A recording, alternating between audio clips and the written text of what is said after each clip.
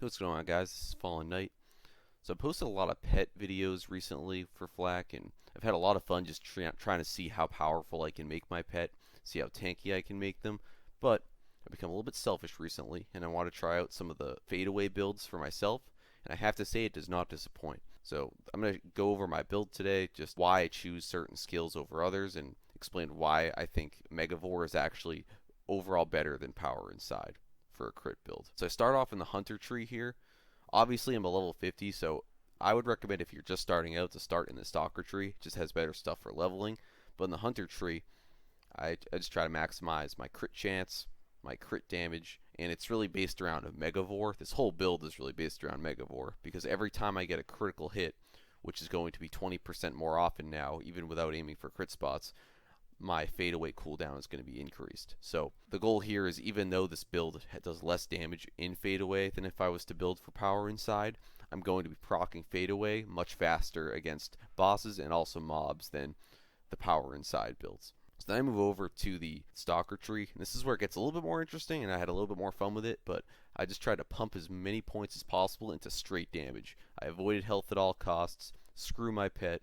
I just want to see how powerful I could make Flak, and I had to put 1 point into all my BFFs just to allow myself access to the next tier of points. But it's also nice for your pet to have a little bit of its own health regen if it's the spider ant, because your pet's going to have to revive you when you go down, and the way this build is set up, if a boss even looks at you the wrong way, you're probably going to go down.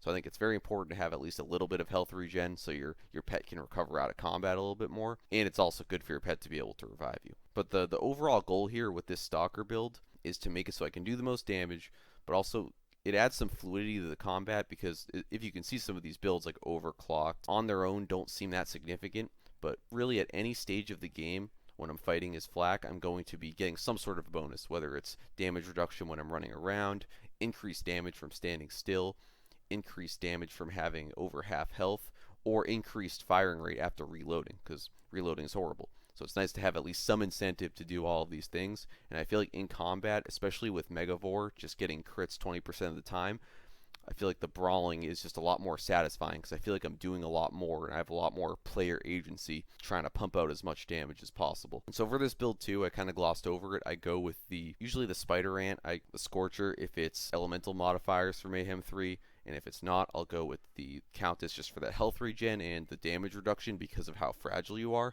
But you could also swap out the Gunslinger Jabber if you're feeling a little frisky and don't really care about that health regen. I actually put a few points in the Master Tree as well, in Persistence Hunter in the Master Tree, just to give myself that action skill duration and also just a little bit more gun damage, because I try to squeeze as much gun damage possible out of this build. And for weapons here, I'm going to recommend just like across the board, you want automatic weapons or burst weapons. My current build right now, even though it's not maxed out, I'm using an Engulfed Shred of Fire with incendiary damage. I'm using a Hostile Crossroads with incendiary damage. I have a Leuda, because that's pretty much a staple for any Flak. And I have a Flacker, because you're Flak, and because the Flacker is just the best weapon in the game. So I try to just go with high rate of fire guns to maximize an Overclocked, to build Furious stacks, to get as many crits as possible to chunk away at your fadeaway cooldown.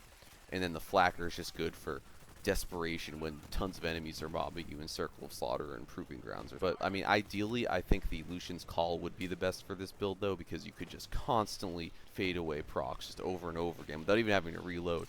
So I had a corrosive Lucian's Call that wasn't even very good, but I was able to kill Graveward without reloading once.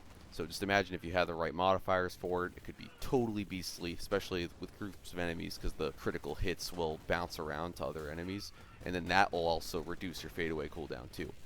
So I would definitely give this build a try if you're looking for just a glass cannon build that's going to totally melt bosses, but it's also really good against mobs of enemies. I would definitely try to go with Megavore over Power Inside. But let me know what you think. Let me know if you've tried Megavore in your crit builds, and let me know if you'd make any changes as well. So thanks for watching, guys, and I'll see you in the next video.